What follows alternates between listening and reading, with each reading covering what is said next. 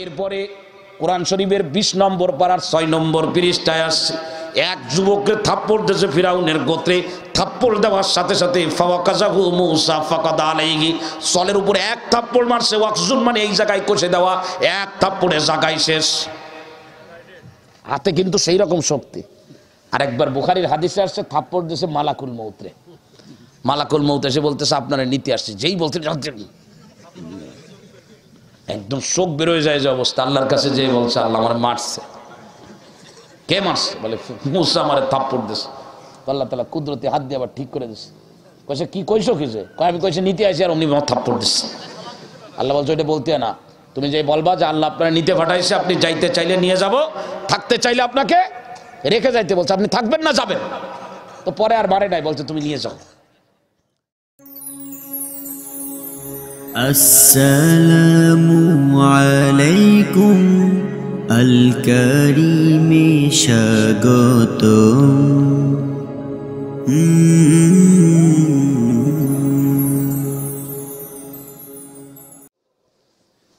মূসা আলাইহিস সালাম, ফিরাউন, দুইজনের মধ্যে আল্লাহর কে আর আল্লাহর বিপক্ষে কে?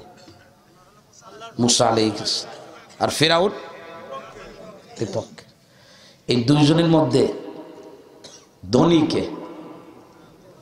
কথা বলেন, পাওয়ার কার বেশি, অস্ত্র বেশি কার? সব ছিল ফিরাউনের।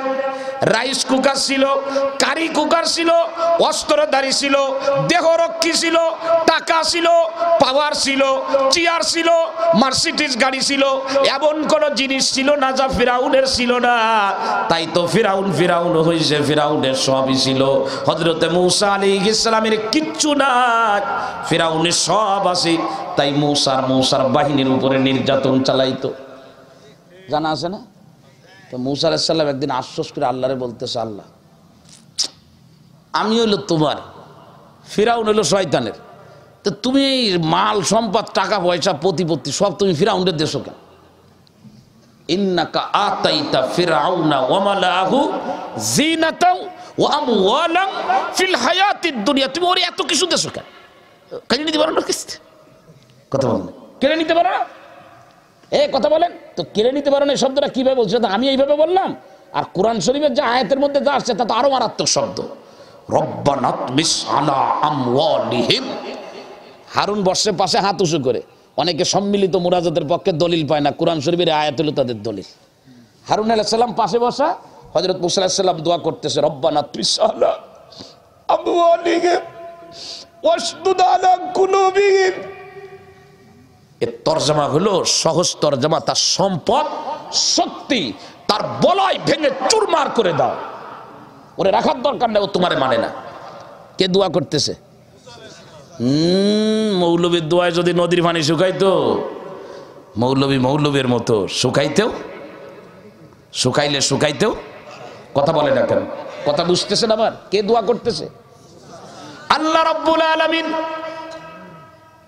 ফিরাউনের বিরুদ্ধে মূসা আলাইহিস সালামের লাঠি ছিল, এমন লাঠি ফেলে দিলে সাপ হইতো, ধরলে আবার লাঠি হইতো।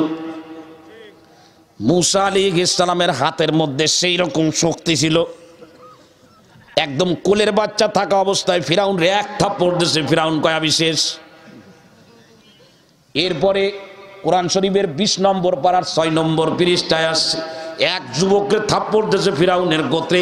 থাপ্পড় দেওয়ার সাথে সাথে ফাওয়াকাযাহু মূসা ফাকাদা আলাইহি, সলের উপরে এক থাপ্পড় মারছে। ওয়াকজুন মানে এই জায়গায় কষে দেওয়া, এক থাপ্পড়ে জায়গায় শেষ। হাতে কিন্তু সেই রকম শক্তি। আর একবার বুখারীর হাদিসে আসছে থাপ্পড় দিয়েছে মালাকুল মউত। মালাকুল মউত এসে বলতেছে আপনারা নিতে আসছে। যেই বলতে একদম শোক বেরোয় যায় যে অবস্থা। আল্লাহর কাছে যে বলছে আল্লাহ আমার মারছে। কে মারছে? বলে মূসা আমারে থাপ্পড় দিয়েছে। আল্লাহ তাআলা কুদরতি হাত দিয়ে আবার ঠিক করে দিয়েছে। কইছে কি কইছো কি যে? কয় আমি কইছে নিতে আসি, আর উনি থাপ্পড় দিচ্ছে। আল্লাহ বলছে ওইটা বলতে না, তুমি যে বলবা যে আল্লাহ আপনারা নিতে পাঠাইছে, আপনি যাইতে চাইলে নিয়ে যাব, থাকতে চাইলে আপনাকে রেখে যাইতে বলছে। আপনি থাকবেন না যাবেন? তো পরে আর বারে নাই, বলছে তুমি নিয়ে যাও। হাতে কিন্তু সেই রকম জোশ ছিল, কিন্তু কোনোদিন এই জোর দেখায় যদি ওই লাঠি নিয়ে মুসা আলাইহিস সালাম ওই জান্নাতি লাঠি নিয়ে যদি ফিরাউনকে মারতে যাইতো, আমার মনে হয় ফিরাউন ভয়তে প্যারালাইসিস রোগী হয়ে যেত। কিন্তু মুসা আলাইহিস সালাম কইছে তোরে লাঠি দিয়ে মারবো, লাঠির সেই ভালো জিনিস আমার কাছে আছে, এমন দিয়ে দেবো তুই সারা জীবন কান্দে কান্দে মরবি। তো লাঠি ঠিক রাখছে, হাতের বল খাটাইতে যায় নাই। আমি আপনাদের বলবো যে মুসলমান হাতের বলে বিশ্বাস করে না, মুসলমান লাঠির বলে বিশ্বাস করে না, মুসলমান বিশ্বাস করে এমন একজনের সঙ্গে সম্পর্ক করব, হাত হবে আমার, কাজ হবে তা। এ হাদিসে নাই তো সারা রাত দশ করা লাগবে আজকে আমার। হাদিসের মধ্যে আসছে বান্দা যখন আমার হয়ে যায় তো আমি বান্দার হাত হয়ে যাই। যে হাত দিয়ে বান্দা ধরে, কে বলতেছেন? এ আছেন হাদিসের মধ্যে, সহিহ হাদিস তো এটা, মানে হাদা আলী ওয়ালিয়ান, এই হাদিসের শেষের দিকে আছে। আমি তার পা হয়ে যাই যে পা দিয়ে চলে। এজন্যই তো কোরআন শরীফের সূরা আনফালের মধ্যে আসছে ওমা রমাইতা ইজ রমাইতা ওয়ালাকিন্নাল্লাহ রামা। হে নবী, আপনি হাত দিয়ে বালি মারেন নাই, বালি আপনার হাত থেকে বের হইছে, কিন্তু পাওয়ার কাজ হইছে আমার। আমরা সেই পাওয়ারে বিশ্বাস করি। আমি আপনাদের সেই পাওয়ারের দাওয়াত দিতেছি। আমরা বোমার বিমানের উপরে বিশ্বাস করি না, আমরা বোমের উপরে বিশ্বাস করি না। আমাদের টিকে থাকা আমাদের ইতিহাস আর ঐতিহ্য, আমরা টিকে থাকবো রব্বে কারিমকে নিয়ে, দুনিয়া থেকে বিদায় হব তাকে নিয়ে। আমাদের সব কিছুর জায়গা হলো আল্লাহ। মুসা আলাইহিস সালাম দোয়া করতেছে, হারুন আলাইহিস সালাম কয় আমিন। তো দুইজনের দোয়া এত সুন্দর হয়েছে, আল্লাহ তাআলা সাথে সাথে জানায় দিলেন ক্বালাকাদ উজিবাত দাওয়াতুকুমা। মুসা, তোমাকে দুইজনের দোয়া কবুল হয়ে গেছে, আলহামদুলিল্লাহ বাড়ি যেয়ে বলবেন, কোনো সমস্যা হবে না। কার দোয়া কবুল হয়েছে? কোরআন শরীফের আয়াত, এটা তো কোনো বানানো কথা না। দাওয়াতুকুমা, তোমাদের দুইজনের দোয়া কবুল হয়ে গেছে। তো মুসা আলাইহিস সালাম বনি ইসরাইলকে বলল আর চিন্তা করার দরকার নেই, আর ফিরাউনের মার খাওয়া লাগবে না, ফিরাউনের শাখা পাঞ্চার হয়ে যাবে। তো সবাই মোটামুটি পাঞ্চারের অপেক্ষা আছে, কিন্তু পাঞ্চার হয় না। ফিরাউন যে শেষ হবে হয় না। ফিরাউন দিন দিন ডে বাই ডে তার নির্যাতনের মাত্রা বাড়তেছে।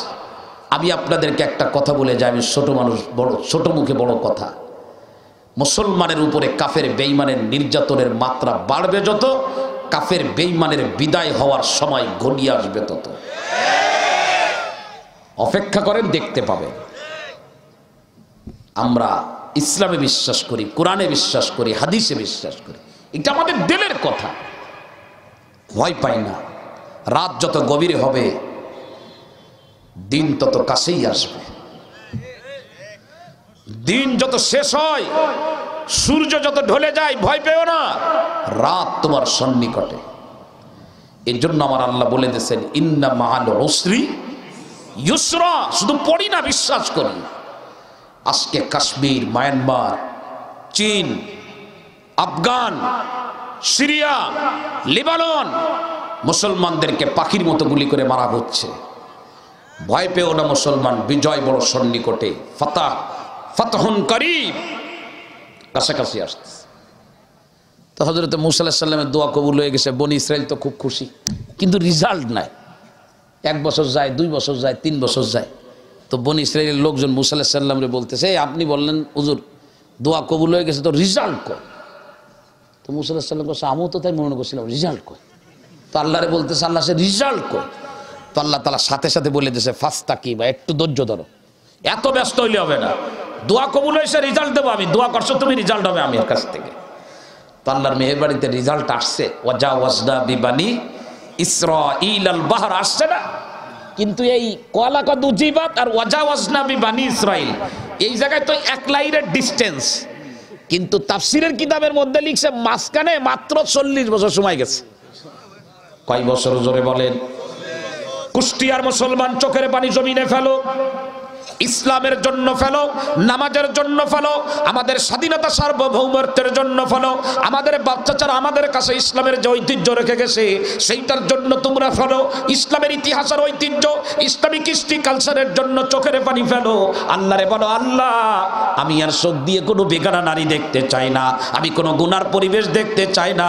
এ জমিন শাহ অলি আল্লাহর দেশ, এ জমিন শাহ জালালের দেশ, শাহ পরানের দেশ, এ জমিন তো আল্লামা শামসুল হক ফরিদপুরীর দেশ। এ জমিন তো শাইখুল হাদিস আল্লামা আজিজুল হকের দেশ, এ জমিন তো শেখ মুজিবুর রহমান নামক মুসলমানের দেশ, শহীদ প্রেসিডেন্ট জিয়াউর রহমানের দেশ। আমরা মুসলমান, আমাদের কালিমা এই কণ্ঠ দিয়ে আমরা নির্বিঘ্নে উচ্চারণ করতে চাই। 5 ওয়াক্ত নামাজের সময় কণ্ঠ খুলে আমরা আযান দিতে চাই নামাজের জন্য।